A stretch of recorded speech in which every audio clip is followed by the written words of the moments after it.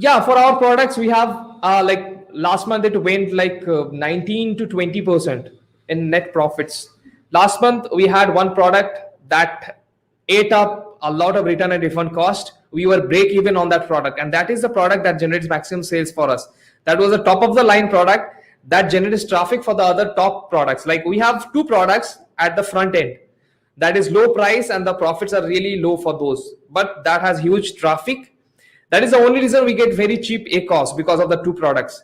We are even okay to be negative on those products because it gets traffic to the other high selling price products. So we have products under 1600, we have two products under 1500 and 1600 range.